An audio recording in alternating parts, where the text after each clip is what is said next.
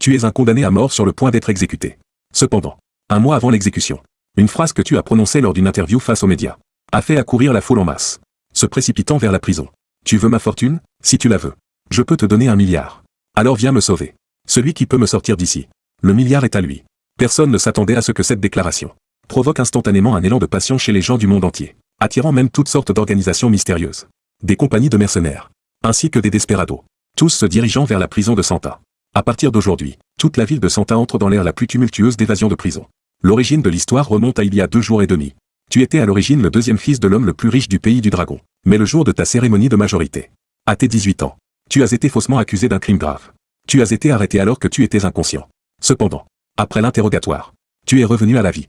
Retournant au jour de ton arrestation, à cet instant, à l'extérieur de la prison la plus stricte de Santa, en Californie fédérale, des dizaines de véhicules tactiques blindés des forces spéciales sont tous garés devant l'entrée de la prison. Ensuite, des centaines de membres des forces spéciales ont établi un périmètre défensif, se tenant de chaque côté des véhicules militaires, armes chargées, barrant la route à la foule, massés devant les portes de la prison. Citoyens et médias en colère, ils sont tous enragés par un crime atroce commis à Santa. La personne qu'ils maudissent, c'est toi. C'est un scandale impliquant un riche héritier qui a secoué le monde. Il y a quelques dizaines de jours, dans ta villa de Beverly Hills, 2 corps de femmes ont été découverts. Après l'autopsie, il s'est avéré que c'était une mère et sa fille. L'aînée avait environ 35 ans, et la plus jeune n'avait que 8 ans. Les corps n'avaient pas commencé à se décomposer. Elles sont toutes 2 décédées de manière violente. Mais cela seul ne suffisait pas à faire sensation dans le monde entier. Au cours de l'enquête et de la collecte de preuves qui a suivi, dans ta villa, pas moins de 18 autres corps de femmes ont été découverts successivement, à divers stades de décomposition. La mort la plus ancienne remontait à 4 ans. Les causes du décès étaient toutes la suffocation. Ce qui signifie que ce démon a commencé à commettre des crimes dès l'âge de 14 ans. Jusqu'à présent, il a commis 20 méfaits. C'est une honte pour toute la Californie. Il a fallu 4 ans pour arrêter le tueur. Ce qui a réduit au silence les policiers de Californie, face à cette affaire majeure et aux preuves accablantes. Même si le groupe Su est un grand conglomérat financier, et qu'il a une influence immense dans cette société matérialiste, rien ne peut changer. Le destin qui t'attend, la peine de mort, c'est ce que tout le monde attend. C'est la volonté du peuple. À ce moment, une journaliste nommée Liu Ruiyan s'est approchée de toi avec une caméra. Et c'est à cet instant précis qu'elle a clairement vu le visage du condamné, un visage oriental classique, mesurant un bon mètre 82. Il n'est pas maigre, mais on ne peut pas non plus le qualifier de fort. Peut-être que les rumeurs extérieures sont vraies. Bien qu'il soit extrêmement cruel, il est aussi le condamné à mort le plus beau de l'histoire. Liu Ruiyan était un peu stupéfaite. Elle ne pouvait pas comprendre. Avec ton apparence et ton milieu familial, avais-tu vraiment besoin de forcer les femmes? Non, même si tu avais vraiment commis un crime, tu n'aurais absolument pas eu besoin de tuer. Après tout, avec la richesse colossale de ta famille, il suffisait de dépenser de l'argent pour régler n'importe quel problème. Ce n'est pas seulement Liu Ruiyan. Beaucoup de gens ont commencé à douter. Si l'on écoute simplement le récit, c'est compréhensible. Mais en y réfléchissant plus profondément, il y a trop d'éléments illogiques. Cela ne résiste pas à l'examen. Et c'est justement à ce moment-là que le directeur de la prison est venu à tes côtés. Avec un léger sourire, il s'est adressé aux dizaines de journalistes face à lui. Si vous avez des questions, vous pouvez maintenant les poser à Monsieur Su. Liu Ruiyan, rapide comme l'éclair, a immédiatement levé la main. Sur le signe du directeur, elle a promptement posé la question qui la tourmentait depuis longtemps. Elle a demandé, Monsieur Suan, pourquoi avez-vous tué cette mère et sa fille? À cet instant, tous les regards se sont tournés vers toi, y compris les spectateurs regardant le direct sur leur téléviseur et téléphone. Ils voulaient tous savoir la réponse. Et tu as ri. Croyez-vous vraiment que je tuerais? Face à ta question rhétorique, un silence total a régné dans la salle. Qui suis-je? Le 2e fils de l'homme le plus riche du pays du dragon. Le 2e héritier du groupe Su. Même si mon grand frère hérite du groupe Su à l'avenir, je peux quand même obtenir une part de 100 milliards. Alors, quel genre de femme ne pourrais-je pas trouver? Tu as affiché un visage indifférent, révélant un mépris profond, ce qui a donné envie à beaucoup de te défendre. Cependant, les preuves étaient accablantes, ne laissant aucune faille apparente. Il semble que quelqu'un veuille te faire disparaître. Et clairement, ils ont réussi. Tu restes calme. Et tu continues. Dans un mois, je serai condamné à mort. En entendant tes mots, tout le monde a été sous le choc. Et cette nouvelle, à cet instant précis, a été transmise au monde entier via divers canaux de diffusion en direct. Cette nouvelle devait initialement être tenue secrète, pour préserver le dernier semblant de dignité du groupe Su. Mais maintenant, tu l'as toi-même révélé. Le directeur de la prison était visiblement mécontent. Il a légèrement froncé les sourcils, et a fait signe au gardien de t'emmener à l'intérieur. Et c'est à ce moment-là que tu as regardé en arrière avec amusement, et dit avec un léger sourire, de toute façon, je vais bientôt mourir. Alors jouons à un jeu. Je propose 1 milliard. Peu importe la méthode que vous utilisez. Si quelqu'un peut me sortir d'ici, je lui donnerai 1 milliard. Dès que ces mots ont été prononcés, toute la salle a été en émoi. Le directeur a pensé intérieurement que c'était mauvais. L'atmosphère sur place semblait soudain tendue. Il a immédiatement ordonné de fermer la prison, chassant les journalistes et les badauds. Il t'a personnellement escorté à l'intérieur. Mais personne n'aurait imaginé qu'à cause d'une seule de tes phrases, Toute la ville de Santa en serait bouleversée. Même dans chaque coin du globe. On diffusait ton image insolente. Tout le monde était stupéfait. Qui peut sauver Suan? La récompense est de 1 milliard. À cet instant, d'innombrables cœurs se sont mis à battre la chamade. Ils ne se souciaient plus de la véracité de l'affaire. Ils voulaient seulement vérifier si ce Su, le deuxième fils du groupe Su, pouvait vraiment sortir 1 milliard. Après tout, tant que l'argent est réel, rien d'autre n'a d'importance. En même temps, dans une certaine jungle tropicale, un géant de 2 mètres a été vu, écartant les buissons, et s'enfonçant dans les profondeurs de la jungle. Là-bas, plusieurs tentes étaient dressées. Il s'est courbé pour entrer. L'air sérieux. S'adressant à un homme en tenue de camouflage. Chef. Robert a envoyé un message. L'affaire concernant le petit prince du clan Su est vraie. Entendant cela, Ange a juste hoché la tête. Puis, avec un air intéressé, il a ouvert l'ordinateur portable sur la table. Il y jouait. La scène de l'église de la prison de Santa. En regardant l'apparence de Suan, Ange était perdu dans ses pensées. 1 milliard. La récompense pour cette mission est tout simplement exorbitante.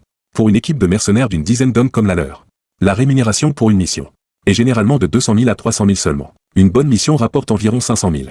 Et si on a vraiment de la chance, on peut tomber sur une mission à environ 1 million. Mais ce genre de contrat, ils n'en ont peut-être qu'un par an. 1 milliard. Il suffit de compléter cette mission. Et ils gagneront 1 milliard. Honnêtement, il a été séduit. Face à une tentation aussi énorme. Même si ceux qui y vont risquent de ne laisser aucun corps derrière eux. Il était extrêmement tenté. 10 minutes plus tard, Ange a allumé une cigarette. A pris une profonde bouffée. Et a dit d'une voix grave, Oji, va dire aux frères d'annuler les missions en cours. Ce gros contrat des 1 milliard. L'équipe Shifeng l'accepte. Dans une certaine zone maritime. À l'intérieur d'une baie cachée. Un navire presque en ruine était amarré au rivage. Au loin, une procession ininterrompue de navires, de cargos et de vedettes rapides, convergeait vers cette baie. En un rien de temps, sur le pont de ce vieux navire, plus d'une centaine d'hommes armés s'étaient réunis. Ils étaient presque tous armés, avec des visages féroces mais des coins des lèvres relevés, comme s'ils célébraient une fête. C'était extraordinaire. Après tout, il s'agissait d'un rassemblement, de divers groupes armés. Parmi eux, certains avaient même des querelles mortelles. Mais à cet instant, ils semblaient avoir enterré la hache de guerre, avec un objectif commun. Et c'est là qu'un coup de feu a retenti dans le ciel, faisant taire instantanément le pont autrefois bruyant. Ensuite, une dizaine de personnes sont sorties de la cabine du capitaine. Parmi eux, un vieil homme borgne a levé son pistolet et a crié. « Enfants, après délibération, nous avons décidé à l'unanimité d'accepter cette mission de sauvetage. Peu m'importe vos querelles passées. À ce moment, nous ne formons qu'un. La prison de Santa est entourée par la mer sur 3 côtés. C'est notre terrain de jeu. Enfants, soyez excités. 1 milliard nous attend. Allez vous préparer. Ce n'est pas tout. Du jour au lendemain, dans la Fédération, une force spéciale réputée comme la meilleure au monde a vu des dizaines de ses soldats en service actif demander leur démission. Dans un grand pays du Nord, des dizaines d'hommes grands et costauds ont choisi d'entrer dans la Fédération par le Nord, par vagues successives. Certains pays voisins ont vu des groupes d'individus non identifiés se disperser et entrer par les aéroports des différents continents, tous se dirigeant vers Santa. Et même des gens de tous les pays ont choisi de passer clandestinement par la frontière sud. C'est le chaos. Le chaos total.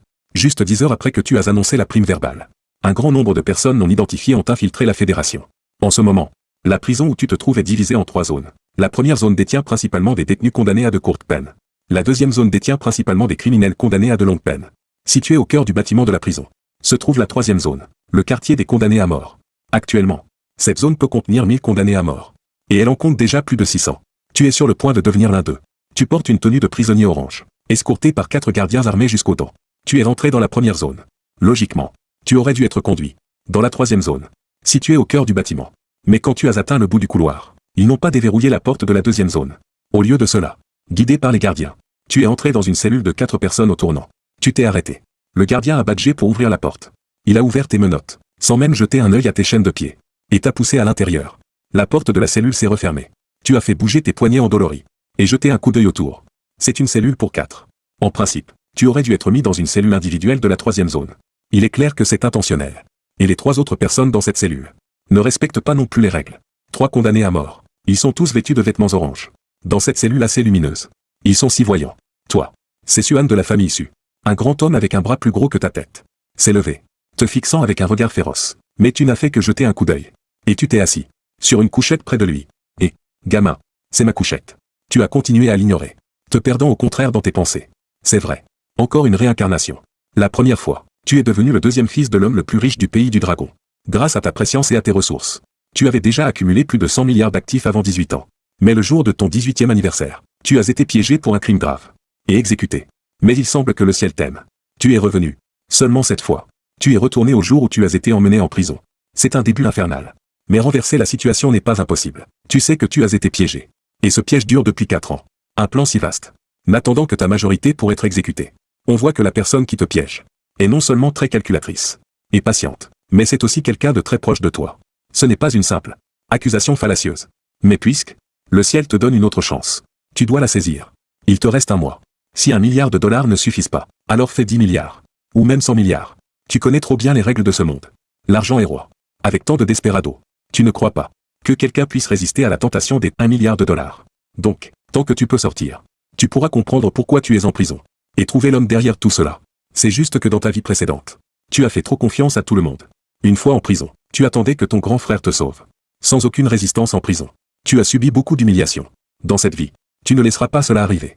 En prison, tant que tu as de l'argent, c'est le paradis où que tu sois. Tu as souri légèrement, sans te décourager par ton emprisonnement. Mais aux yeux de ce grand homme, cela ressemblait plus à une provocation. Et, gamin, tu connais la hiérarchie en prison? En tant que criminel et meurtrier, tu es l'être le plus bas de la prison. Descends du lit de « papa » tout de suite. Il fait ça pour établir son autorité. Pour t'intimider. Mais tu ne l'as même pas écouté. Au lieu de cela, tu t'es tourné et as pris une cigarette sur la table. Tu l'as allumée toi-même. Et as pris une profonde bouffée. En voyant cela, le grand homme est devenu encore plus en colère. Disant. Il a levé son poing grand comme un marteau pour te frapper. Les deux autres condamnés à mort n'ont pris parti pour personne. Ils regardaient juste avec intérêt. Comme s'ils pensaient à quelque chose. Bientôt, le poing allait frapper ton visage. Soudain, tu as soufflé un peu de fumée. Avec un léger rire, et, Blake, tu es toujours aussi cerf-volant. Ton ton était plat. Calme au milieu du chaos. Tu as juste levé les yeux pour regarder Blake. Entendant cela, Blake a été stupéfait. Et son poing s'est arrêté droit devant ton visage. Il était confus. En prison, tout le monde utilise des surnoms. Par exemple, Blake et 009527. Seuls ceux qui sont très proches connaissent leur vrai nom. En un instant, le front de Blake s'est couvert d'une couche de sueur froide. Voyant que Blake avait arrêté son mouvement, tu as continué à fumer ta cigarette. Tu as soufflé une bouffée de fumée au visage de Blake. Et dit avec un léger sourire, et Blake, du Texas. Lutteur clandestin, mécontent que le bookmaker menace ta famille. Tu as tué 12 personnes lors d'un match truqué. Puis, lors de ta fuite, tu as attaqué des policiers par erreur. Tu as été arrêté à Los Angeles et condamné à mort. Ta femme Rénier et tes 4 enfants sont cachés à Austin, au Texas. Dois-je continuer? Tu souris calmement. Puisque tu es réincarné, tu dois utiliser toutes les conditions pour renverser la situation. La famille est son point faible, et même la raison pour laquelle il a été condamné à mort. C'est parce que sa famille a été menacée. Mais maintenant, ce garçon qui a l'air d'avoir l'âge de son fils a révélé tout son passé. Est-ce une menace? Ou un avertissement? Il te regardait avec incrédulité. Dans ses yeux brillants, il vit une lueur de férocité. À ce moment-là, tu n'as pas prêté attention à Blake figé sur place. Au lieu de cela, tu t'es retourné pour regarder un singe maigre qui riait de bon cœur. Ryan, pourquoi ris-tu? Disant cela, tu as regardé le vieil homme robuste assis au fond. Et aussi Lawson. Tu ferais mieux de ne pas bouger. Ton ton était très calme. Après avoir fini une cigarette, tu l'as éteinte directement sur une grande main de Blake. Blake ressentit la douleur sur sa main. Une sueur froide coula. Il allait retirer sa main. Mais tu l'as arrêté d'un cri. Ne bouge pas. Les 3 condamnés à mort, violents et méchants, sont tous restés immobiles. Surtout Blake. Même si la douleur de la brûlure l'a envahi, il n'a osé maintenir sa position précédente. N'osant pas bouger d'un poil. Soudain, l'atmosphère dans la cellule devint tendue. Mais face à ce jeune homme cruel, les 3 condamnés à mort n'ont vraiment plus osé bouger. Alors qu'il n'était qu'un jeune homme à peine adulte. Mais sur toi, il semblait qu'une aura de supériorité intimidante ne cessait de se dégager. Les 3 hommes furent stupéfaits. Lawson, le plus âgé, fut le premier à se calmer. Puis ce fut Ryan le singe maigre. Enfin ce fut Blake. Voyant cela, tu n'as pas vraiment prêté attention. Ayant déjà connu l'emprisonnement dans ta vie précédente, tu connaissais assez bien la situation en prison. Au moins pour ces 3-là. Tu les connaissais parfaitement. Cette manœuvre visait à intimider. Tu voulais que ces 3 condamnés à mort sachent que même leurs points faibles, tu pouvais les manipuler à ta guise. Même que si tu voulais les déchirer, rien ne t'en empêcherait.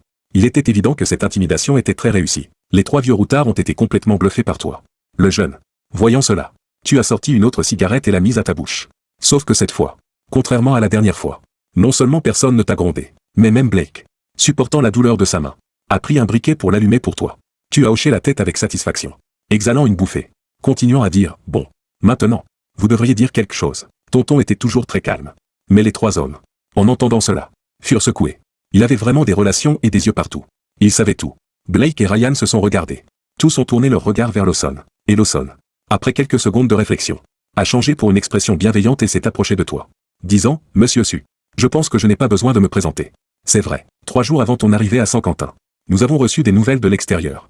Tant qu'on s'en prend à toi, on peut obtenir une récompense de 5 millions de dollars américains. Quant à celui qui a publié la mission, nous ne le savons pas non plus. Mais après t'avoir vu, j'ai eu une nouvelle idée. Peut-être comme ce vieux dicton oriental. Nous pourrions ne pas nous mêler des affaires de l'autre. Tant que tu ne nous rends pas la vie difficile. Ces mots prononcés. Les 2 autres ont également hoché la tête. Et toi, tu as commencé à réfléchir. Tu as pensé à ta vie précédente. Ce mois-ci, tu as vraiment été harcelé de toutes parts. Quelqu'un devait certainement œuvrer pour ton affaire de calomnie. Supporter un peu et ça passerait. Mais les choses n'ont pas été comme prévu. Jusqu'à ton exécution. Aucun sauveur n'est arrivé. La raison pour laquelle tu étais si limité en prison, c'est que quelqu'un avait soudoyé les gardes et les prisonniers. Pour te nuire exprès. Et me harceler ne vaut que 5 millions. Mis à part le fait que tu es le deuxième fils de la famille Su. Tu es aussi un milliardaire.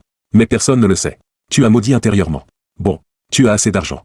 Justement, il te manque 3 serviteurs. C'est vous 3. À partir d'aujourd'hui, vous servirez mes besoins quotidiens. Je vous donne à chacun ce montant par mois. Disant cela, tu as levé 2 doigts. 2 millions.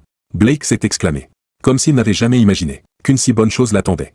À l'origine, Blake pensait que sa chance de rembourser sa famille était perdue. Après tout, tu avais saisi son point faible. Ce qui équivalait à abandonner la mission de 5 millions. L'argent, il en manquait cruellement. Sa femme et ses enfants avaient contracté d'énormes dettes pour lui, ne pouvant joindre les deux bouts. Mais maintenant, tant qu'il te sert, il peut obtenir une récompense de 2 millions. Pourquoi ne pas le faire? De toute façon, il va bientôt mourir. S'il peut, avant de mourir, gagner encore un peu pour sa femme et ses enfants. Non seulement te servir, mais même être ton bœuf ou ton cheval. Il le voudrait. Mais contrairement à Blake, Ryan était déjà le numéro 2 d'un gang de Californie, avec une influence considérable. 2 millions. Ce n'est que son dividende de 6 mois. Donc 2 millions ne suffisent pas pour le satisfaire. Quant à Lawson, il ressemblait à un vieil homme bienveillant indifférent à l'argent, semblant qu'aucune récompense ne puisse le toucher. Dans ton souvenir, c'était aussi le cas. Son passé n'est pas mince. Assez mystérieux. Voyant cela, tu as souri faiblement et agité un doigt. 20 millions. Pas seulement cela. Tant que je suis satisfait. Quand je sortirai, je vous ajouterai encore 50 millions. Même, si possible, je demanderai à ceux qui viendront me secourir, de vous emmener avec moi. Bien sûr. Si vous avez un moyen de me faire sortir. Les 100 millions sont à vous. Je ne vous donne qu'une minute pour réfléchir.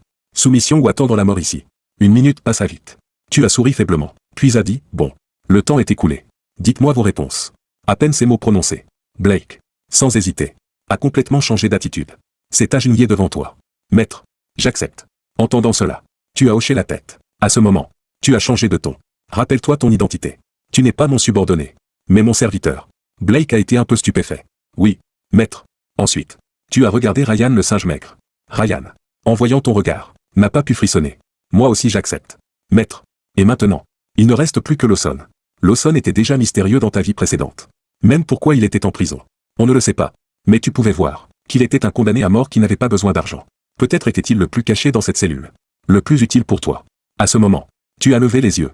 Juste au moment où tu croisas le regard de Lawson, plein de vicissitudes. On ne sait pourquoi. Le regard de Lawson a vacillé. Puis il s'est incliné en disant, Maître, je suis prêt à te servir. Mais comme tu le vois, je ne suis qu'un vieux bon à rien. Peut-être pas digne de 20 millions. Entendant ces mots, tu es devenu encore plus intéressé par Lawson. Puis tu as regardé Lawson avec intérêt. En souriant, peu importe. Souvenez-vous, dans cette cellule, mes paroles sont la règle. Donc si je dis que tu vaux quelque chose, tu vaux quelque chose. Soudain, la configuration de la cellule a changé. Les 3 meurtriers qui voulaient te nuire sont devenus tes serviteurs les plus fidèles. 60 millions de dollars américains. Pour acheter un moment de paix et récolter 3 serviteurs utiles. C'est toujours rentable. Pendant ce temps, dans le poste de garde du premier quartier, Patton a entré en scannant sa carte, se plaignant à voix haute. Mince, tous les avantages sont pris par ce type de balde. Les sales boulots et les tâches pénibles. C'est nous qui les faisons. Surtout ces criminels notoires. Méritent-ils un si bon traitement? Il a posé son bâton de gardien avec indignation, et s'est assis sur la chaise. Celui qu'il appelait Bald était le sous-directeur du premier quartier. D'habitude, il était très réfléchi, pas très aimé. Et lui, il venait de commencer dans la vie. Ne supportait pas de voir ça. Maintenant, c'était le quart de nuit. Dans le poste de garde, il n'y avait que lui et Néo. 2 gardes appelaient le patron Denk. Néo était un vieux renard. Dans la trentaine. Il était habitué à tout ça depuis longtemps. Il a apporté un verre d'eau, l'a donné à Patton. A allumé une cigarette. En souriant, laisse tomber. Pourquoi tu penses comme ça? Sans Bald, nos jours seraient durs. De plus, tant qu'on ne viole pas les principes. Les détenus ont aussi des droits humains. Cette phrase n'a aucun défaut.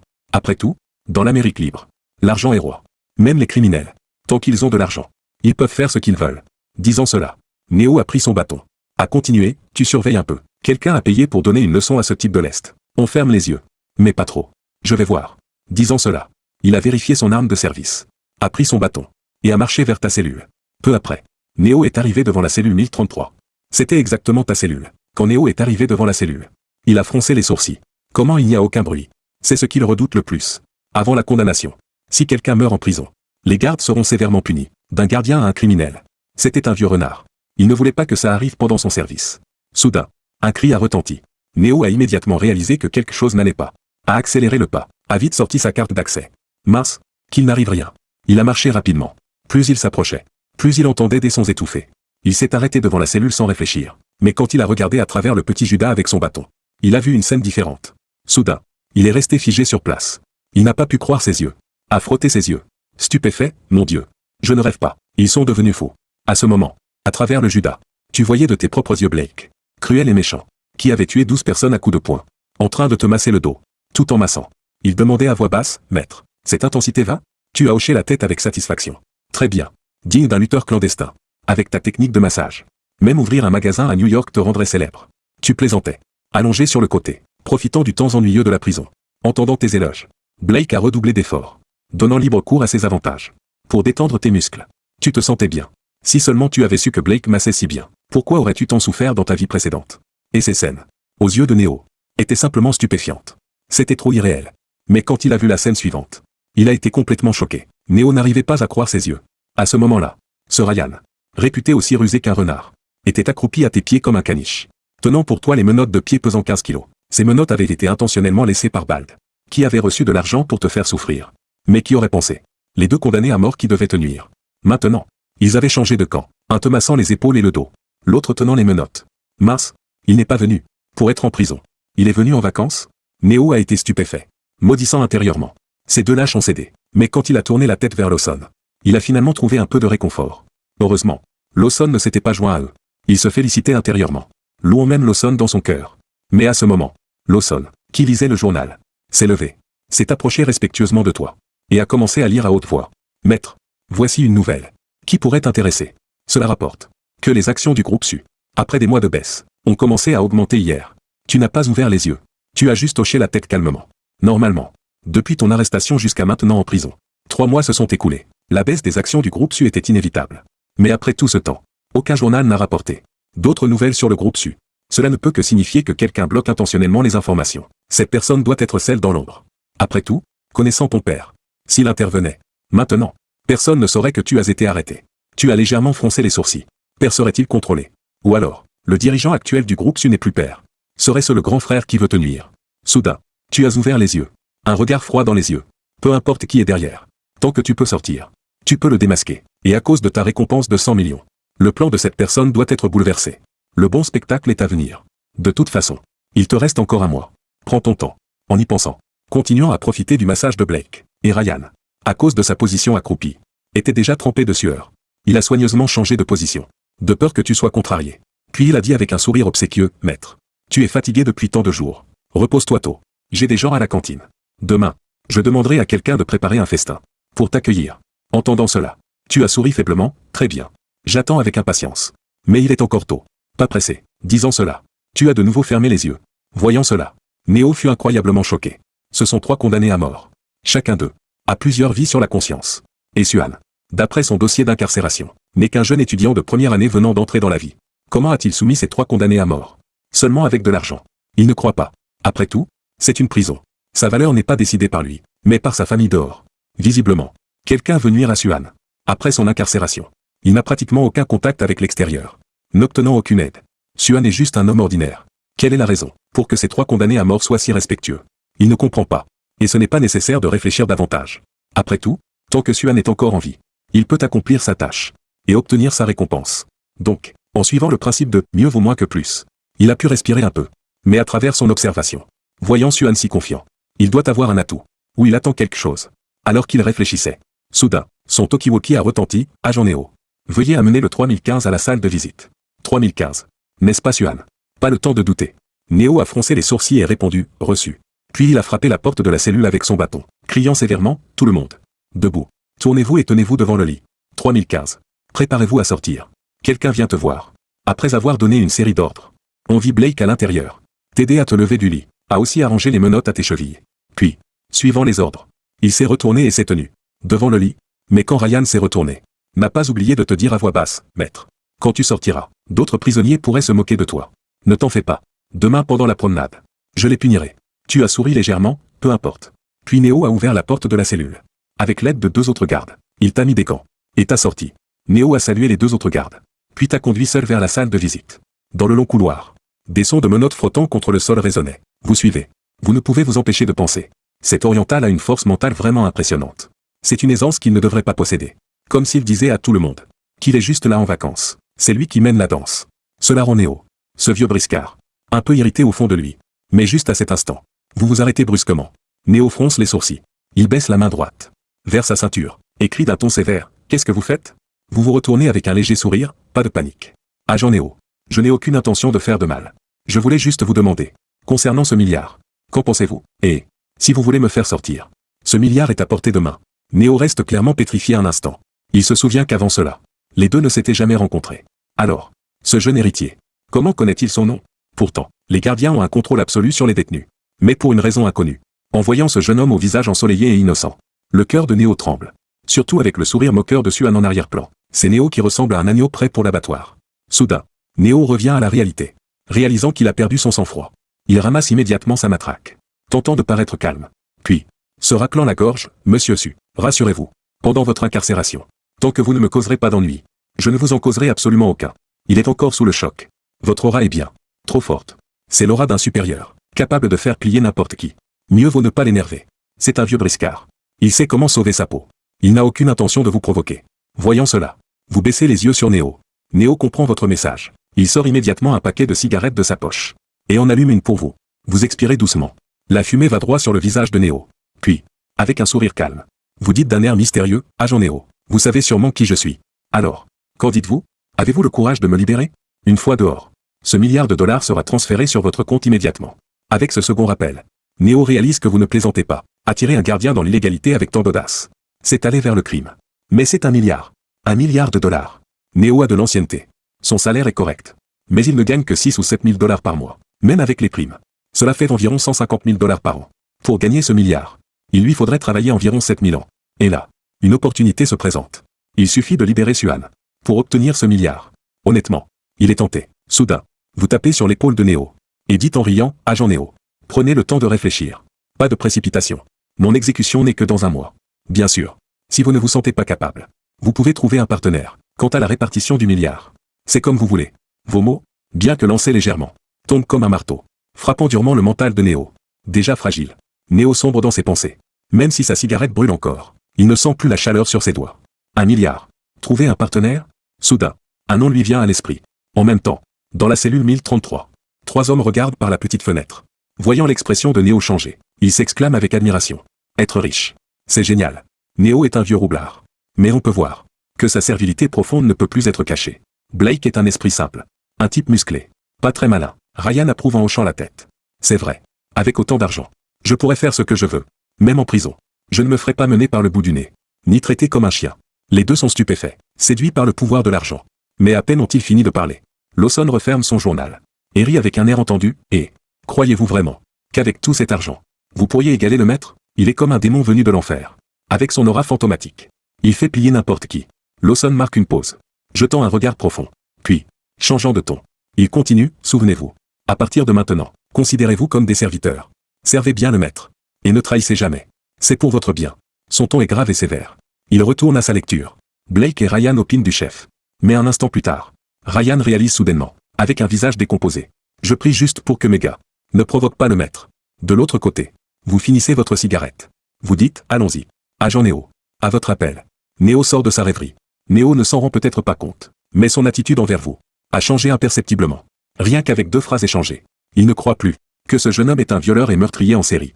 Face à une telle tentation aujourd'hui, son corps semble fait de plomb. Il ralentit même son rythme de marche. Allant plus lentement que vous. Même avec vos chaînes. L'instant d'après. Le bruit des fers raclant le sol se fait entendre. Néo semble réagir. Il vous arrête à nouveau. Monsieur Su. Vos chaînes. Le directeur adjoint a ordonné qu'elles ne soient pas retirées. Je n'ai pas le droit de les enlever totalement. Mais je peux vous laisser sans chaîne sous ma garde. Disant cela, il s'accroupit intelligemment. Sortant la clé de sa ceinture, il vous libère de vos entraves. Ces chaînes de 15 kilos. Ni trop lourdes. Ni trop légères. Une fois les chaînes retirées, Néo les jette directement sur son épaule. En cet instant, même Néo ne comprend pas ce qui lui arrive. Il commence à penser au bien de Suan. À ce qu'il peut faire pour lui. Honnêtement, c'est une violation majeure du règlement. Heureusement, c'est le service de nuit. Il y a peu de gardiens. Et personne ne rapportera ses actes. En pensant à cela, il se sent un peu plus rassuré. Maintenant, il espère juste que Suan ne fera pas de vagues. Sinon sa carrière est finie. En traversant ce couloir, quand les détenus les plus dangereux vous aperçoivent, une cacophonie éclate. Et, le gamin, si on te sort de là, on gagne vraiment 1 milliard? Ah, personne ne croit ça sérieusement. Il est enfermé ici. Comment pourrait-il payer 1 milliard? Juste des promesses? Je n'ai jamais vu d'homme avec 1 milliard en prison. Et, ce violeur du bas étage. Si tendre et si jeune. Quand est-ce que tu l'envoies dans ma cellule? Les moqueries fusent de toutes parts. Vous ne réagissez pas. Vous continuez à marcher calmement. Mais si certains se moquent, d'autres vous voient comme un espoir. Qui peut le sauver? La prime est d'1 milliard. Ils sont coincés ici. Sans issue. Mais si quelqu'un tente une évasion, la prison sera en ébullition. Et ils pourront en profiter pour s'échapper. C'est pourquoi ils hésitent. À se demander s'ils doivent vous soutenir. Mais en vous voyant, ils sont déçus. Ce gamin est trop vert. À part son joli visage. Il n'a rien de spécial. Et nous sommes en Amérique. Le fils d'un magnate chinois. Aurait-il vraiment une influence ici? Tout le monde reste sceptique. Certains prisonniers se mettent même à siffler sans vergogne, cherchant à provoquer. Des groupes de prisonniers secouent les barreaux, tentant d'attirer votre attention. Vous n'avez pas encore réagi. Que Néo, les sourcils froncés, lève sa matraque, et frappe ceux qui font signe. Après avoir frappé une douzaine de mains, il rugit, silence. Fermez vos gueules. Bon sang. Voyant des prisonniers frappés à cause de vous, les autres deviennent encore plus fous. Pourquoi nous frapper? Tu es le chien d'un violeur. Fais gaffe à toi. Certains menacent même Néo. Ils sont astucieux, utilisant votre statut de criminel sexuel contre vous. Car dans toute prison, ce type de criminel est au bas de l'échelle. Tous les détenus les méprisent.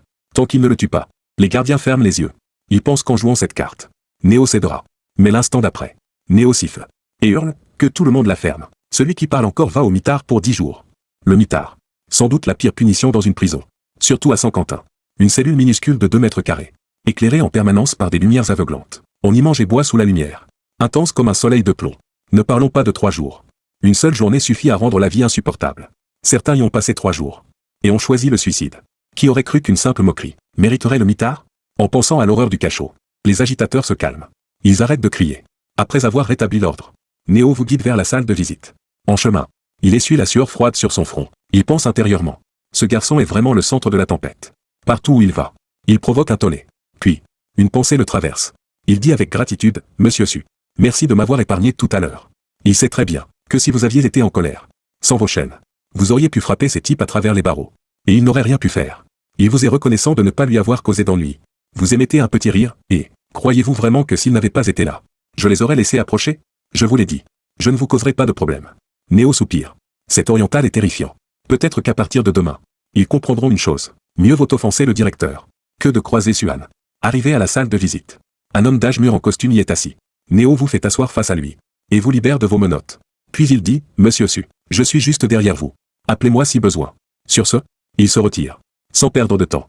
Vous prenez le combiné devant vous. Et dites avec un sourire, Oncle Li. C'est exact. L'homme d'âge mûr séparé par la vitre blindée. Et Li Tiancheng, l'avocat principal de la famille Su. Il a une 50aine d'années. Et exerce le droit depuis 30 ans. Il a passé sa vie à travailler avec conscience. Il a même contribué à rédiger de nombreux articles de loi nationaux.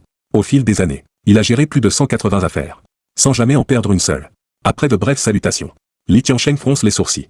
Et dit, Petit Han, calme-toi. Je gère tout à l'extérieur.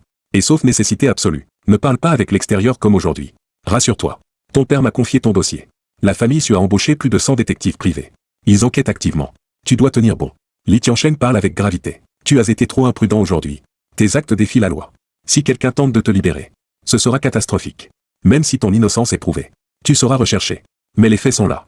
Il peut seulement prier, pour que la situation ne dégénère pas. En cet instant, il revoit cet enfant qu'il a vu grandir. Et pour une raison inconnue, il ressent quelque chose de différent. Mais il sait que tu es innocent. Il marque une pause. Puis poursuit, Petit Han, dans 3 jours.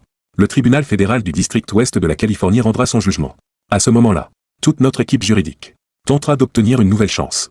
Au tribunal, tu pourras décrire ta vie ces dernières années, de manière subjective, pour convaincre le juge que tu as été piégé. Bien sûr. De mon côté, j'ai obtenu les rapports d'autopsie. J'enquête sur l'identité des victimes. Une fois leur lien établi, cela nous aidera. On peut voir que Li Tiancheng fait tout son possible. Cependant, un sentiment d'impuissance l'envahit. Toutes les preuves pointent vers Suan comme étant le monstre coupable. Malgré tous ses efforts et toute la richesse qui le soutient, il ne peut trouver le coupable. C'est un échec total. Li Tiancheng soupire et secoue la tête. Mais vous riez doucement, pas de précipitation. Oncle Li, c'est vrai. Je ne suis pas pressé. À cause de mon coup d'éclat d'aujourd'hui, ce n'est plus à moi de me presser. C'est l'homme de l'ombre qui va s'impatienter. Mais à travers les mots de Li Tiancheng, vous avez saisi quelques indices. Votre père lui a confié l'affaire. Cela signifie qu'il a pu arriver quelque chose à votre père. Ou qu'il a perdu le contrôle du groupe. Sinon, vu son caractère, il serait venu vous voir personnellement. Dans votre vie précédente, vous avez tant souffert. Incapable de réfléchir calmement. Mais dans cette vie, tout s'effondre à l'examen. Il semble que ce n'est pas seulement vous en prison, mais toute la famille Su qui traverse une crise. Vous ne pouvez faire confiance à personne. Même pas à cet oncle Lee qui vous a vu grandir. Il semble que je devrais trouver un moyen de contacter l'extérieur demain. Arrivant ici. Vous continuez, oncle Lee. Je te confie mon sort. Lee Tianchen est gêné. Pas de quoi. Petit Han. D'ailleurs, je dois te rappeler une chose.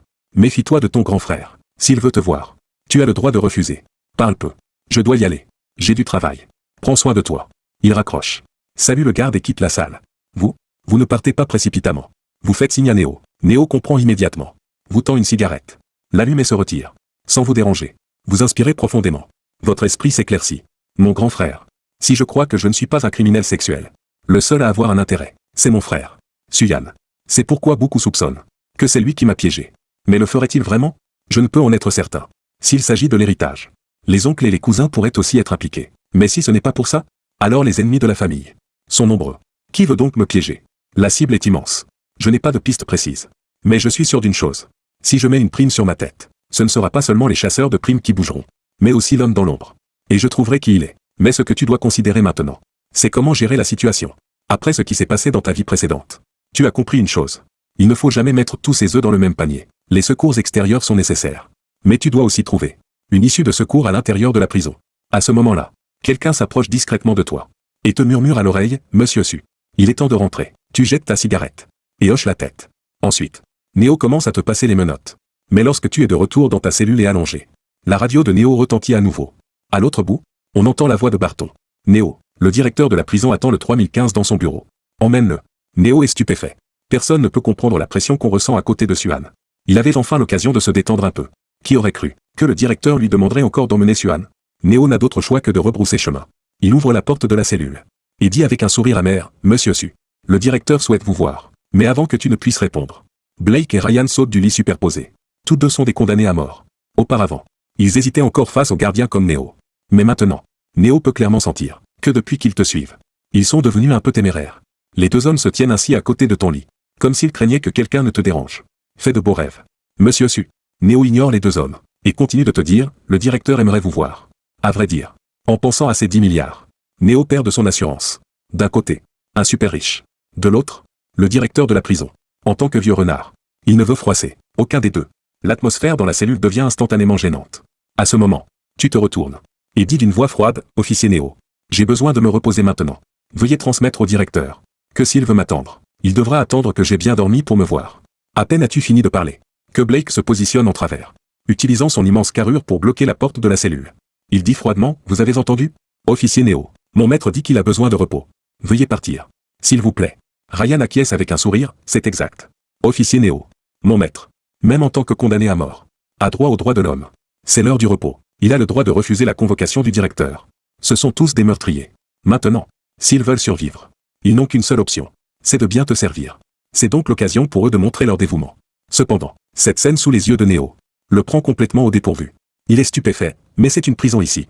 Il vient d'être menacé par 3 condamnés à mort.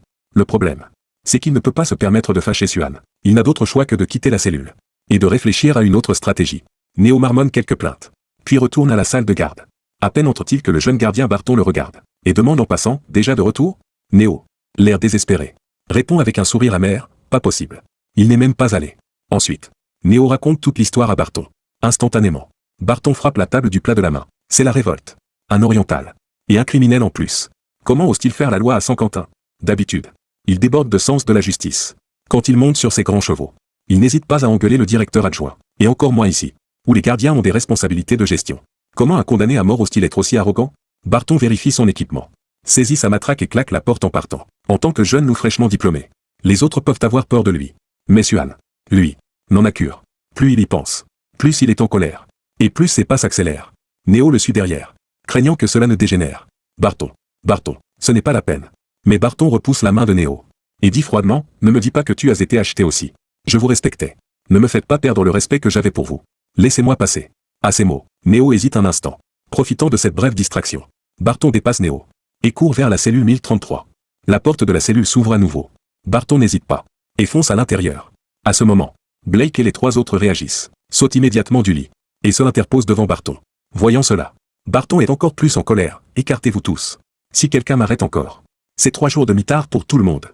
Aujourd'hui, il en avait déjà assez. Le directeur adjoint avait déjà enfreint les règles de la prison en transférant 3 condamnés à mort dans le premier secteur. Et maintenant, Suan fait encore des siennes. C'est tombé pile poil. Il compte bien prendre Suan pour cible de sa colère. Instantanément, l'atmosphère dans la cellule devient tendue. Mais Blake et les trois autres font comme s'ils n'avaient pas entendu Barton. Complètement impassible. Continuant à barrer le chemin, le fixant sévèrement. Surtout Lawson, d'habitude si calme, qui fait un pas en avant. Et dit d'une voix grave, le maître se repose. On en reparle demain. Son ton peu amène. Énerve encore plus Barton. Bande d'entêtés. Je vais vous montrer qui fait la loi à Saint-Quentin. Disant cela, Barton lève sa matraque et la dirige droit vers Lawson. Face à la matraque menaçante, Lawson ne bouge pas. Il reste là, immobile, montrant ainsi son attitude. Il se souvient que tu as dit que dans cette cellule, tes paroles sont la loi. Donc si tu veux te reposer, personne ne peut t'emmener. Pas même un simple gardien. Même si le directeur venait en personne. Bien qu'il soit âgé. Ses yeux révèlent une détermination farouche. Sans ciller, fixant la matraque, qui se rapproche. Juste au moment où la matraque allait heurter son visage. Soudain, trois grandes mains saisissent la matraque de différentes directions. C'est Blake, Ryan et Neo. Hors d'haleine. À cet instant, Neo, ne se souciant plus de sa panique intérieure, repousse violemment Barton. Et crie, Barton, calme-toi. Neo halète, reconnaissant d'être arrivé à temps. Heureusement que Barton n'a pas encore frappé avec sa matraque. Sinon les choses auraient vraiment dégénéré. Lawson n'est pas un prisonnier ordinaire. Il a déjà 60 ans. Il ne pourrait pas encaisser un coup de matraque. De plus, Barton, ce jeune loup, est monté sur ses grands chevaux. Il aurait pu vraiment le blesser d'un coup. À ce moment-là, non seulement Saint-Quentin serait au centre de la tourmente, mais ce jeune officier au cœur chaud verrait son avenir brisé. Il attrape vivement Barton pour l'entraîner hors de la cellule, lui tenant les épaules avec sévérité. Barton, il a raison. Même s'il est meurtrier, il a des droits. Tu ne peux pas le traiter ainsi juste parce qu'il a commis un crime. Neo ne songe pas seulement à la puissance derrière Suan. Il ne veut surtout pas voir un jeune officier intègre gâcher sa carrière de ses propres mains. Mais Barton n'apprécie pas cette intervention. Il repousse violemment la main de Neo, les yeux écarquillés, et hurle, Neo, je vous méprise. Un criminel. Qu'est-ce qui lui donne le droit de faire la loi dans la prison? Quelqu'un capable de commettre de tels crimes n'est plus un être humain. C'est une déchéance morale totale. Et maintenant vous le couvrez? Je vous méprise. Laissez-moi passer. Sinon ne m'en tenez pas rigueur. Disant cela, Barton crache par terre, et rentre à nouveau dans la cellule. Matraque en main. Cette fois, Blake est visiblement en colère. Cet homme, grand comme une montagne, se redresse. Et se dresse devant Barton. Dégage. C'est la première fois. C'est la première fois qu'un prisonnier ose lui parler ainsi. Il n'en peut plus. Il lève sa matraque et la balance vers le menton de Blake. Voyant l'attaque de Barton, Blake sourit au contraire. Il réagit extrêmement vite, bloquant le coup de matraque avec son coude. Mais même avec sa peau épaisse et ses muscles durs, son avant-bras entier s'enfle. Barton est stupéfait. Il pensait avoir pris son adversaire par surprise. Et pourtant Blake a réussi à parer. Il était champion de free fight à l'école de police. Et voilà qu'un condamné à mort arrive à anticiper ses mouvements. Pendant qu'il est encore sous le choc. Soudain, il sent son corps s'alléger. Puis le monde tourne autour de lui. Son bref moment d'inattention a donné à Blake l'opportunité de lui faire une prise de judo, l'écrasant devant toi. Un bruit sourd retentit. Barton est complètement abasourdi. Non seulement ce condamné à mort apparaît son attaque, mais il a même saisi sa faille pour contre-attaquer. Quel culot! Il est furieux. Mais aussi fort soit-il. Après une chute aussi brutale et inattendue, il ne peut pas se relever immédiatement. Voyant cela, Ryan s'accroupit avec un sourire, puis lui saisit la tête et la tourne dans ta direction. Petit, retiens bien ce visage. Peu importe comment tu te comportes dans les autres cellules. Mais dans celle-ci, c'est lui le chef. Ce qu'il dit, c'est la loi. Barton a subi toute l'humiliation possible. C'est le jour le plus humiliant. Depuis sa sortie de l'école de police jusqu'à son arrivée à Saint-Quentin. Barton hurle de toutes ses forces. Brandit la matraque dans sa main droite. Et la lance en l'air. La matraque décrit un arc. Et fonce droit vers toi. Quand Blake réagit, il est déjà trop tard. Mais à cet instant, qui l'eût cru? Ryan, d'une rapidité foudroyante, saute pour se interposer devant toi. La matraque frappe sa tête. Et il tombe avec sur le sol. Instantanément. Du sang commence à couler sur le visage de Ryan. Voyant cette scène, Blake jure. Et le moment d'après, il lève son poing. Et le plante dans le visage de Barton. D'un coup, le visage de Barton est blessé. Neo, voyant cela, crie immédiatement, arrête. Blake, calme-toi. C'est foutu. Ça va vraiment dégénérer. Blake a commis de graves crimes. C'est pour ça qu'il est en prison. Si Neo ne l'arrête pas, Barton risque d'être grièvement blessé. Mais Blake est bien trop fort. Il ne peut pas l'écarter de force. Il n'a d'autre choix que de te regarder en demandant de l'aide. Mais ce n'est pas le pire. En te regardant, il réalise que tu n'as pas levé les yeux une seule fois, comme si tu dormais vraiment. Monsieur Su, crie-t-il. Il n'y a pas d'autre solution. Seul toi peux arrêter Blake maintenant. Il doit absolument te réveiller. Mais tu ne réponds pas. Peu importe à quel point Blake frappe Barton, ça ne t'affecte absolument pas. Monsieur Su, si cela finit par un meurtre, ce ne sera pas bon pour votre image publique non plus. À cet instant, il comprend enfin cette phrase. Comme Blake l'a dit, dans cette petite cellule, Suan est le chef. Ses paroles sont la loi. À ce moment, des bruits sourds se font entendre. C'est Blake qui martèle Barton de ses poings. Monsieur Su, arrêtez-le immédiatement. Sinon je serai obligé de prendre des mesures coercitives. Neo n'a d'autre choix que de dégainer son arme. et la pointeur sur la tête de Blake. Mais même ainsi, Blake ne montre aucun signe d'arrêt, continuant ses coups, complètement absorbé. C'est alors que tu t'étires, te redresses lentement, t'allumes une cigarette, puis dis avec un sourire léger, « Eh bien, êtes-vous en train de me menacer ?» À ces mots, l'atmosphère sur place devient instantanément glaciale. Même si tu souris, ton aura est bien trop puissante. Aux yeux de Neo, même ce gardien chevronné de 8 ans est terrifié. Non, merci de votre réponse. Il remet aussitôt son arme au fourreau, et dit avec urgence, « Monsieur Su, veuillez l'arrêter s'il vous plaît. Si cela continue, il va y avoir un mort. Je ne pourrai pas justifier cela. » Tu inspires profondément ta cigarette. Regarde avec amusement Barton, blessé, et dit, « Ne connaissez-vous pas un vieux dicton oriental? Même quand on frappe un chien, il faut regarder son maître. Il a frappé mon serviteur. Mon autre serviteur lui donne une leçon. Ce n'est pas excessif. Non? Et puis, c'est moi qu'il visait. Je suis quelqu'un de peureux et sans défense. Eh bien, si cette matraque m'avait touché, j'en aurais eu pour la moitié de ma vie. Non? Ton ton est légèrement moqueur. Neo, en entendant cela, tressaille intérieurement. Toi, peureux et sans défense? Si tu es peureux, il n'y a plus de courageux au monde. À entendre le ton de Suan, il veut clairement donner une leçon à Barton. N'est-ce pas assez audacieux? Qui oserait parler ainsi? Dans une prison? Le fait est qu'aujourd'hui il ose faire blesser Barton. Demain il osera faire blesser quelqu'un d'autre. C'est vrai, quelqu'un qui ose mettre une prime de 10 milliards pour s'évader. Qu'est-ce qu'il n'oserait pas faire? Mais Barton ne peut absolument pas mourir ici. Sinon Neo aussi sera dans de beaux draps. Monsieur Su, il ne va vraiment plus tenir longtemps. Je vous en prie. Ayez pitié. Épargnez-lui la vie. C'est à ce moment précis que tu écrases lentement ta cigarette. Et dis avec un sourire léger, c'est bon. Blake, arrête. Tu vois, c'est à peu près fini. Tu arrêtes ainsi Blake, dès que ces mots sortent de ta bouche. Blake, comme un écolier obéissant, se redresse immédiatement, essuie ses mains, et répond sur le champ, entendu. Maître, en effet, dans cette cellule, Suan est le chef. Ses ordres priment même sur ceux des gardiens. Neo, le cœur battant, se précipite auprès de Barton pour examiner ses blessures. Après un bref examen, il se redresse et te dit, merci. Monsieur Su, puis-je l'emmener à l'infirmerie maintenant? En entendant cela, tu souris. C'est exactement l'effet que tu voulais. La réputation précède l'homme. Il faut se faire un nom partout où l'on va. Tu hoches la tête. Allez-y. Au fait, mon serviteur s'est aussi blessé à la tête. Emmenez-le aussi avec 2 hommes. Tes paroles, apparemment anodines, ressemblent à des ordres que personne ne peut désobéir. Rapidement, le chaos dans la cellule s'apaise complètement sous tes ordres. Neo installe les 2 blessés, et peut enfin souffler. Mais cette affaire ne peut rester secrète. Et elle fait rapidement grand bruit dans le premier secteur. Tu as entendu? Le nouveau a frappé l'officier Barton. Pas frappé. Presque tué. Plutôt, on dit que l'officier Barton cherchait des noix au nouveau. Et Blake lui a défiguré le visage. Si le nouveau ne l'avait pas arrêté, Blake l'aurait probablement tué. C'est terrifiant. On dirait que tout ce qu'il disait était vrai. Que V peut le faire sortir? Il oserait vraiment donner 10 milliards. En parlant de ces 10 milliards, la prison s'enflamme instantanément. Un groupe de prisonniers qui dormaient déjà se remettent à discuter de ces 10 milliards. Il a fallu déployer plus de 50 gardiens pour que la prison retrouve son calme.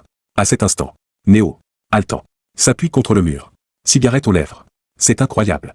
Ça, ce n'est que le premier jour de Suan à Saint-Quentin, et il a déjà causé tant de problèmes. Et il doit rester ici au moins un mois. Comment va-t-on faire pour les jours à venir? Il était tourmenté. Il regrettait même de s'être soucié de cette personne.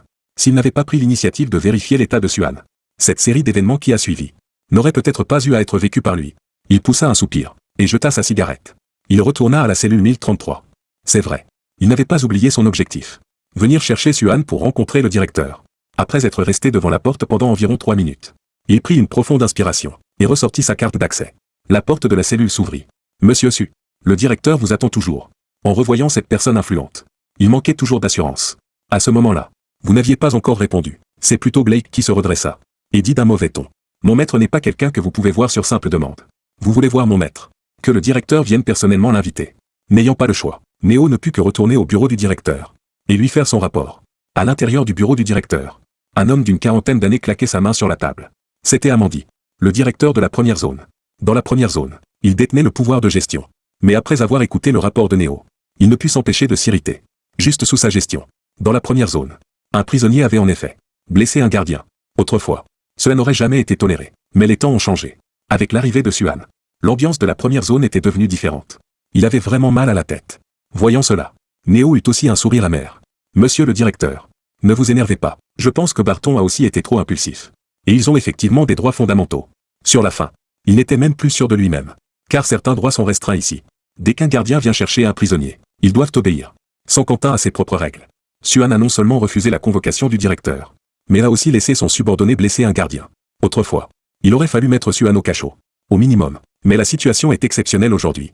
En quelques heures, Amandi avait reçu de nombreux appels. Certains pour protéger Suan. D'autres pour le punir. Même les hautes sphères avaient appelé. Les hauts responsables avaient été clairs. Au cours de ce mois, la sécurité de Suan doit être garantie. Cette affaire attire trop l'attention. C'est justement pour cette raison que Amandi se trouvait dans une situation épineuse. Il prit une longue bouffée de cigarette et renifla avec dédain. Il a bien de l'audace. Celui-là. Bien. Bien. Bien. Il veut que j'aille le chercher moi-même? Je vais voir. Quelle est donc la capacité de cet oriental? Sur ces mots, Amandi se leva et sortit droit devant.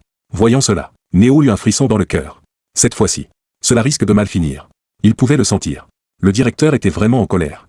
Pendant ce temps, dans la cellule 1033, Ryan le singe avait une blessure à la tête et était parti à l'infirmerie. Il ne restait donc que 3 personnes dans la cellule. Blake avait le sommeil léger. Vous vous êtes simplement levé pour allumer une cigarette. Qu'il s'est immédiatement redressé et a demandé avec méfiance, « Qu'est-ce qu'il y a, maître ?» Ce n'est pas seulement Blake. Même Lawson s'est relevé. Vous avez tiré une bouffée et dit calmement, « Dormez. Je vous en prie. J'attends quelqu'un. » Lawson, très perspicace, comprit immédiatement. « Maître, vous voulez dire que le directeur viendra vous chercher personnellement ?» Vous n'aviez pas encore répondu. Que Blake se mit à rire amer. « Maître, vous venez d'arriver. Vous ne savez peut-être pas. Notre directeur de la première zone ne viendra très probablement pas. Ça fait 3 ans que je suis là. Bien que je vienne juste d'être transféré ici. Je connais sa réputation. C'est un homme intègre et inflexible. Depuis toutes ces années, il n'a jamais eu de comportement douteux. Et il est connu pour être têtu. Avant votre arrivée, on l'appelait l'homme de fer de la première zone. Personne n'ose le contrarier. Il ne cédera donc probablement pas. Une fois ces mots prononcés, Lawson acquiesça aussi. Lawson est un ancien ici. S'il hoche la tête. Alors ce que Blake dit est vrai. Mais après avoir tourné les yeux, il sembla penser à quelque chose. Maître, rappela-t-il. Si vous cherchez du soutien de l'intérieur, le directeur n'est définitivement pas un bon choix. Mais vous pourriez choisir le sous-directeur. Après tout, c'est lui qui gère les affaires courantes. Il a aussi des connexions. Même le directeur cède parfois. Vous avez hoché la tête. Puis, avec un air significatif, vous avez demandé à Lawson. Lawson, que savez-vous de ce directeur? Je veux dire, ses antécédents familiaux. Ce genre de choses. Entendant cela, Lawson réfléchit un moment. Puis dit franchement, ce directeur s'appelle Amandi. 43 ans. Je n'ai rien entendu de spécial sur son passé. Mais il y a des rumeurs sur sa famille. On dit qu'il est un parent célibataire, vivant avec son fils de 13 ans. Mais malheureusement, il y a 3 ans, son fils a été diagnostiqué avec une leucémie myéloïde chronique. Même si sa situation financière est difficile, il n'a jamais utilisé son pouvoir pour s'enrichir. Intègre. Croyant en la loi. C'est à peu près tout. Maître, vous feriez mieux de vous reposer tôt. Je ne pense vraiment pas qu'il viendra. Lawson le pensait aussi. Mais après ces mots, vous avez juste hoché la tête. Puis, après avoir réfléchi un instant, vous avez dit avec profondeur, pas de précipitation. Reposez-vous d'abord. Il viendra. Vous voyant si assuré. Blake voulait encore dire quelque chose. Mais Lawson lui a secoué la tête. Alors il s'est tu. Il pensait. La prison ne les avait pas mis à l'isolement. C'était déjà faire preuve de clémence de la part du directeur. Pourquoi viendrait-il personnellement? Pour un prisonnier? Il a l'esprit simple. Et les muscles développés. Il ne pouvait évidemment pas comprendre la logique. Mais juste après qu'il se soit allongé, un son d'ouverture de porte retentit. Puis la porte de la cellule s'ouvrit à nouveau. Blake était choqué. Il regarda à travers la lumière tamisée. C'était le directeur. Se demandant s'il rêvait, il se frotta vigoureusement les yeux. L'instant d'après, il vit clair. Le directeur, surnommé l'homme de fer dans la première zone, était vraiment là. Alors, venait-il pour les punir lui-même? Ou pour inviter Suan? Peu importe la raison, cela a stupéfait Blake. Et il a encore plus de respect pour son maître. Capable d'alerter le directeur. Pour qu'il vienne personnellement au milieu de la nuit. C'est à ce moment-là que Amandi fit un pas dans la cellule. Le visage froid, il dit, numéro 3015. J'ai entendu dire que tu voulais que je vienne te chercher moi-même. Le silence retomba. Amandi s'approcha lentement de vous. Instantanément. L'atmosphère dans la cellule se tendit. Blake était nerveux malgré lui, devant le directeur de la première zone. Il ressentait cette oppression naturelle. Il se débattait intérieurement. Si le directeur devenait violent avec Suan, devrait-il intervenir pour l'arrêter? Mais en y repensant, il devait faire son devoir. Si les choses tournaient mal, il devrait agir. Le directeur a de l'autorité. Mais il doit protéger le maître. Une fois cette idée en tête, il s'est calmé. Bien que son corps soit toujours tendu. Il est passé de la peur à la préparation. Mais contrairement à lui, Lawson est resté très calme. Comme depuis le début. À ses yeux, il ne montrait aucune peur. Il est juste resté assis sur son lit, observant chaque mouvement du directeur. Voyant l'ambiance glaciale dans la prison, Néo s'est précipité d'un pas en avant, se plaçant entre vous et Amandi, pour tenter d'apaiser les esprits. Avec un faux sourire, Monsieur Su, le directeur est venu vous chercher en personne. Ce doit être pour quelque chose d'important. Pourquoi ne pas? Mais avant qu'il ne finisse sa phrase, vous avez calmement allumé une cigarette. Après avoir soufflé la fumée, vous avez souri, Monsieur le directeur. Vous venez m'inviter? Votre phrase si calme a fait froncer les sourcils d'Amandi. En fait, avant que Suan n'arrive à Saint-Quentin, Amandi s'était bien renseigné. Mais dès qu'il a vu Suan, il a su qu'il devait réévaluer cet homme. Il dégageait constamment une aura de supériorité, donnant une impression de sang-froid et d'expérience. En prison, c'était loin d'être ordinaire. Il fronça légèrement les sourcils. Se faisait-il passer pour quelqu'un d'autre à l'extérieur? C'était plausible. Le monde des riches est complexe. Seul un air inoffensif peut tromper les rivaux. Finalement, Amandie a cessé de vous voir comme un enfant. Amandie a hoché la tête. Le visage toujours froid. Il a dit, oui. Je viens te chercher moi-même. J'espère que j'ai assez de prestige pour cela. Vous avez alors écrasé votre cigarette. Et répondu en souriant, bien sûr. Allons-y. Personne ne s'y attendait. Le directeur est vraiment venu. Et pour inviter Suan personnellement. Plus surprenant encore. Suan a accepté. Alors que tout le monde était stupéfait. On vous a menotté et entravé. Et vous avez été emmené. Au son de la porte qui se verrouillait. Blake a réagi. Mon Dieu. Comment le maître a-t-il fait? Il était sous le choc. Mais le maître a été emmené. Le directeur ne va-t-il pas s'en prendre à lui? S'il est blessé, serons-nous tenus responsables? Après tout, ils ne se connaissent que depuis un jour. Qui est qui? Personne ne le sait vraiment. À ce moment, Lawson regardait la porte en fer. Et dit d'une voix grave, rassurez-vous. Le maître nous engage. Seulement quand nous sommes à ses côtés. Pour protéger sa sécurité et sa vie. Nous ne l'avons pas suivi dehors. Il ne nous en voudra pas. Et le directeur n'est pas assez stupide pour lui faire quoi que ce soit. Reposons-nous bien. Gardons nos forces. Les vrais problèmes commencent demain. Sur ces mots, Lawson ne s'en soucia plus. Et s'est endormi directement. Blake, simple d'esprit, et musclé. Puisque Lawson l'a dit, il n'avait pas besoin de réfléchir davantage. Bientôt, vous êtes arrivé au bureau de la zone. Ce n'est pas très grand. Il y a un bureau, quelques étagères, un canapé et une table de réception. À l'instant que vous avez franchi le seuil, vous n'avez fait attention à personne. Vous êtes allé droit vers le canapé. Et vous vous êtes assis. Voyant cela, Amandie n'a rien dit. Mais Néo a paniqué. Il était choqué. Comment Suan ose-t-il être si décontracté devant le directeur? Teste-t-il les limites du directeur? Monsieur Su, levez-vous vite. Il a haussé un sourcil et vous a lancé un regard. Le message était clair. Il vous disait, si le directeur se met en colère, et qu'il vous fait quelque chose, il ne pourra rien faire. En effet, l'instant d'après, le visage usé d'Amandie s'est assombri. Il a pris une profonde inspiration, puis a jeté un coup d'œil à Néo, et dit froidement, Néo, va faire ta ronde. Le cœur de Néo a raté un battement. C'est fini. Le directeur est vraiment en colère. Suan va passer une mauvaise nuit. Instantanément. Des sueurs froides ont perlé sur son front. Il s'apprêtait à parler. Mais Amandie l'a arrêté d'un geste de la main. Tu n'as pas entendu mon ordre? Sors. Le visage d'Amandie était sévère. Il semblait vraiment fâché. Néo n'avait pas le choix. Il pouvait seulement prier pour Suan dans son cœur. Car si quelque chose arrivait à Suan, son argent serait perdu aussi. Mince. À quoi je pense? Après s'être maudit intérieurement. Il est sorti immédiatement. Une fois Néo parti, dans ce bureau pas très grand, il ne restait que vous et Amandie. Le silence était total. On aurait entendu une aiguille tomber. Finalement, après quelques inspirations profondes, Amandie a maîtrisé sa colère. Le visage froid, il a commencé, Monsieur Su. Je vous appelle Monsieur Su. Je suis différent des autres. Je respecte la loi. Donc, si vous avez commis un crime, vous devez être puni comme il se doit. Vous devez vous souvenir d'une chose. C'est une prison, et la prison a ses règles. J'espère que vous les respecterez. Bien sûr. Avant votre exécution, je garantirai votre sécurité. Je peux même vous faciliter la vie pour les petites choses. Tant que vous respectez les règles, et que vous ne causez pas de problème. Nous pouvons maintenir un état de non-ingérence mutuelle. Mais, je ne veux surtout plus entendre parler de cette histoire de prime. Amandie était ferme. C'était une négociation, mais aussi un avertissement. Après avoir parlé, il vous fixait du regard, attendant votre réponse. Mais à ce moment précis, vous, très détendu, avez pris le paquet de cigarettes sur la table, et en avez allumé une pour vous-même. L'instant d'après, vous avez hoché la tête avec un sourire calme. Ah, donc, monsieur le directeur, c'est un avertissement? En entendant cela, Amandie a frappé la table, et a crié, numéro 3015. Je suis impartial. Ne poussez pas le bouchon trop loin. Soudain, l'ambiance dans le bureau est devenue glaciale. Impartial. Ah, vous avez affiché un sourire significatif. Et avez continué, ce que vous appelez impartialité. Consiste à laisser vos subordonnés me cibler? Il y a des gens qui veulent me nuire. Et d'autres qui veulent me protéger. Alors, avec votre soi-disant impartialité, sans prendre parti, vous laissez agir les gens sous votre nez. C'est donc ça. La justice, c'est vrai.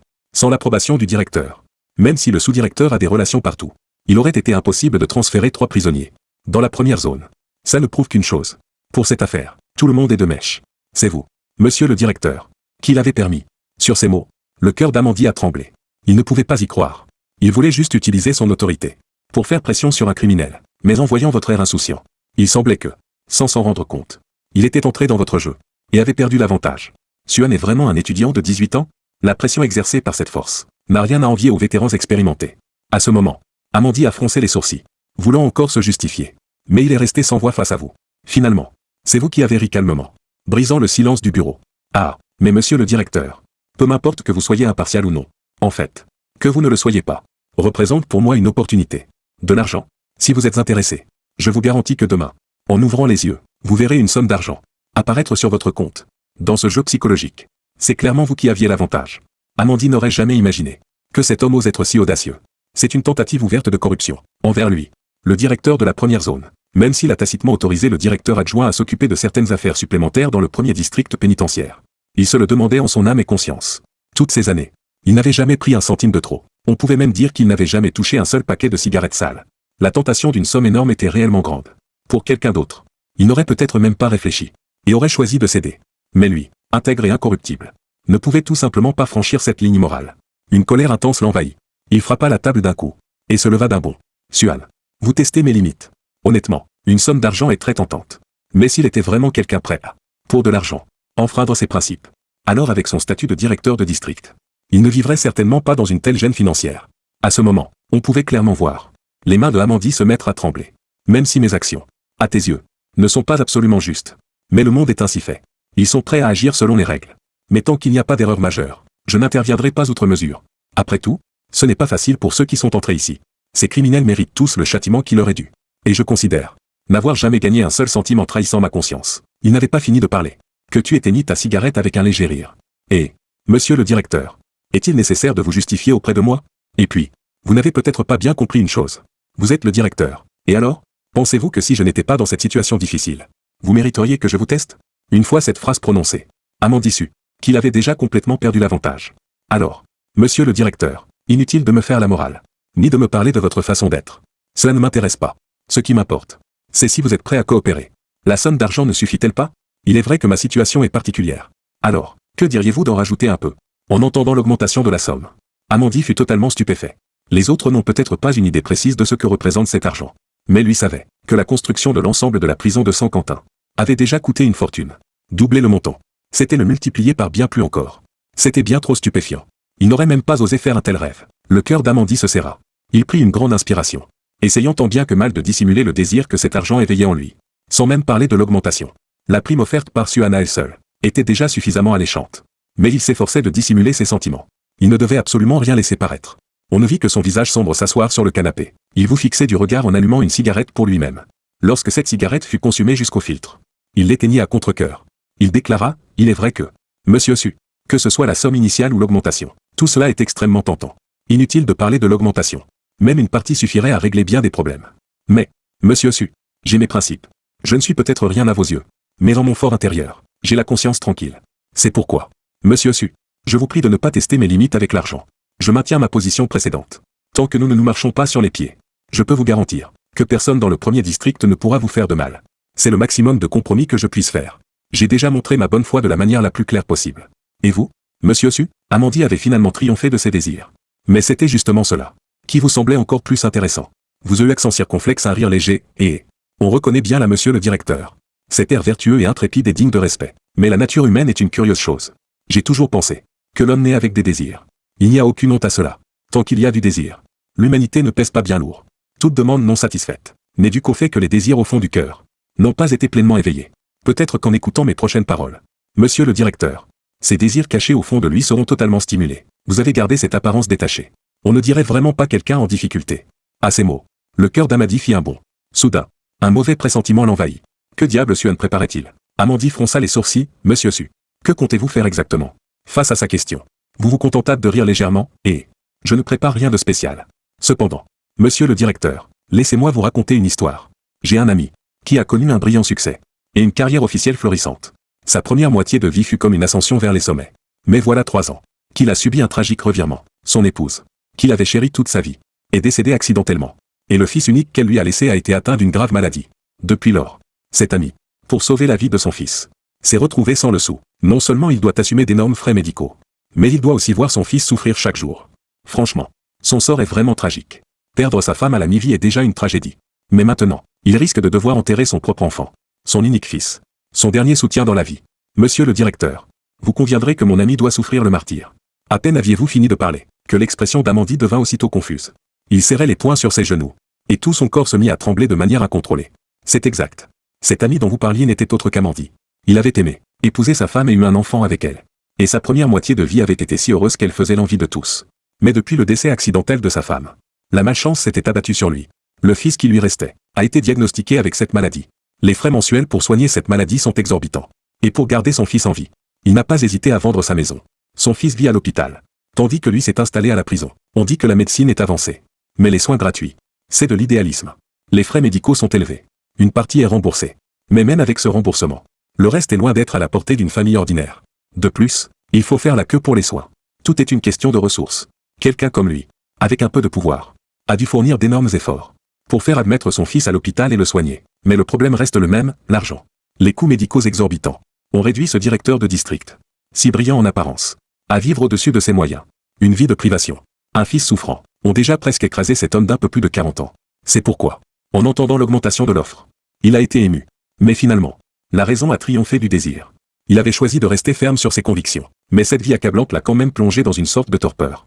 Voyant l'état d'Amandie, vous avez souri avec calme.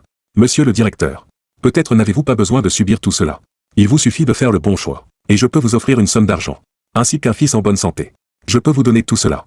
Sur ces mots, les poings d'Amandie se serrèrent si fort qu'on les entendit craquer. C'était comme verser du sel sur ses plaies. Suan, rugit-il en se levant d'un bond. Il vous attrapa brusquement par le col. Ses yeux injectés de sang exprimaient une fureur immense. S'il n'était pas le directeur, s'il n'était qu'un simple gardien, il aurait voulu en découdre avec vous sur le champ. Mais il ne pouvait pas faire cela. Son poing serré finit par s'arrêter devant votre visage. Et il le abaissa lentement. Avec ce geste, retomba également l'atmosphère du moment. Vous pouviez clairement voir. Vous pouviez distinguer clairement que cet homme courageux semblait s'être encore plus ridé par les épreuves. Comme s'il avait vieilli de 10 ans d'un coup. Suan peut-il vraiment m'aider? Pour une raison inconnue. À un moment donné, il s'est mis à espérer que le Suan devant lui puisse lui venir en aide. Fatigué. Il était vraiment trop épuisé. Il semblait sur le point d'être écrasé par l'existence. Juste au moment où sa détermination vacillait. Soudain, son regard tomba sur le bureau. Sur cette photo de son fils le serrant dans ses bras. Instantanément, il sembla reprendre ses esprits. Il prit une profonde inspiration, s'efforçant d'apaiser les fluctuations de son cœur. Et poussa un soupir résigné, hélas. Monsieur Su, je vous remercie pour votre offre. Mais c'est à moi de sauver mon fils. À la fin, son regard devint déterminé, comme s'il avait trouvé la paix. Il redevint ce directeur de district impartial et inflexible. Mais après avoir observé tout cela, vous avez souri, car vous pouviez voir que l'attitude de ce directeur à votre égard avait subtilement changé, sans même qu'il s'en aperçoive. Il ne restait plus qu'à faire sauter ses dernières défenses psychologiques. C'est bientôt fini. Et, monsieur le directeur, attendre son tour pour des ressources médicales est une épreuve difficile, n'est-ce pas? Pour une personne ordinaire, cela pourrait prendre une vie entière sans jamais y arriver. Mais moi, je n'ai besoin que d'un seul appel. L'équipe médicale la plus pointue peut se tenir prête à aider votre fils dès maintenant. Allez-vous vraiment laisser votre intégrité ruiner l'avenir d'un enfant? Votre façon de penser est trop rigide. Ou peut-être mal avisée. Trouvez-vous cela juste pour votre fils? Osez-vous dire que vous honorez la mémoire de votre défunte épouse, touchée par ces paroles réitérées? Amandie, qui venait tout juste de se calmer, se remit à trembler légèrement.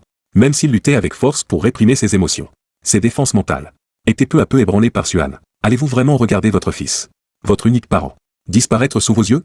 S'il lui arrive quelque chose, comment vous sentirez-vous? Vous avez enfoncé le clou, comme si vous frappiez, avec une lourde masse, sur le cœur vacillant d'Amandie. Taisez-vous. Amandie explosa de rage.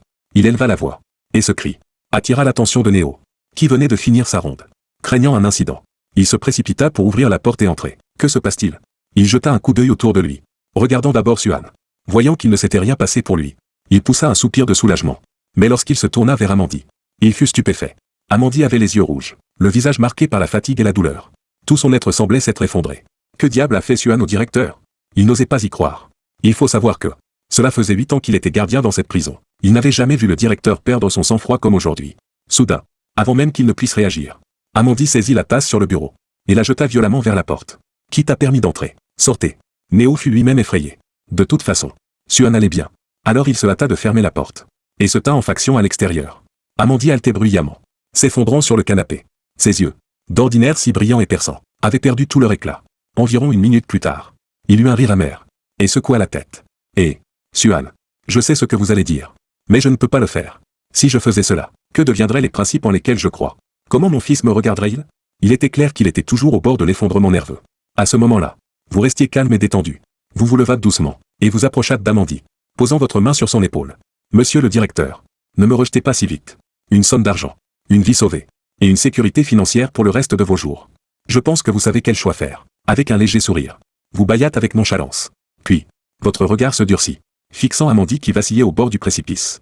Monsieur le directeur, je suis un peu fatigué.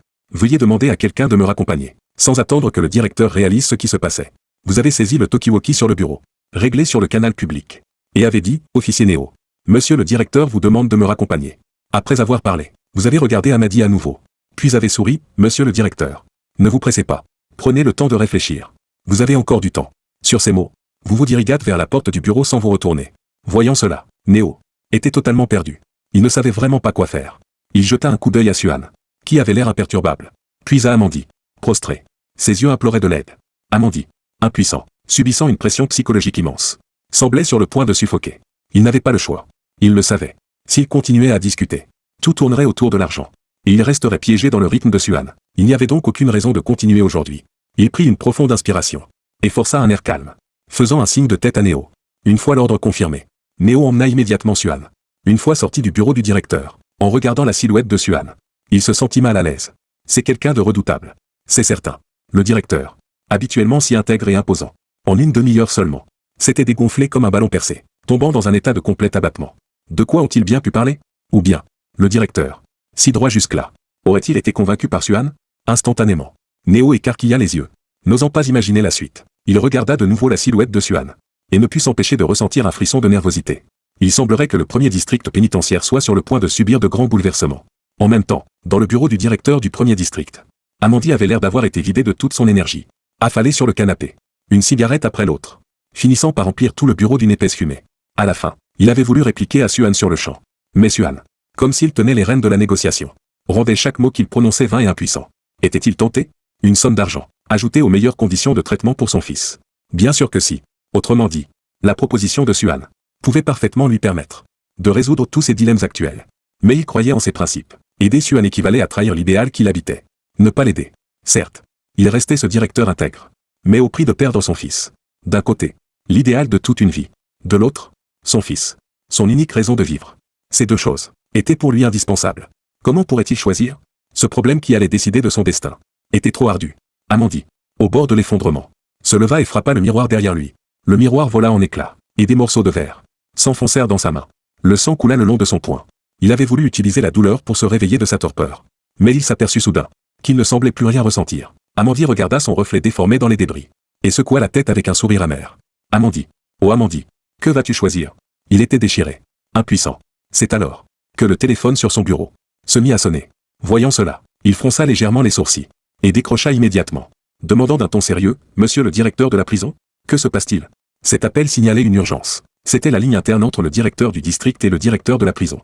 Cela signifiait que ce n'était pas seulement lui, mais que le directeur de la prison était lui aussi toujours occupé à cette heure tardive. À cette pensée, il fronça les sourcils, sentant la situation devenir encore plus complexe. À ce moment-là, une voix grave retentit à l'autre bout du fil. « Amandi, les choses empirent.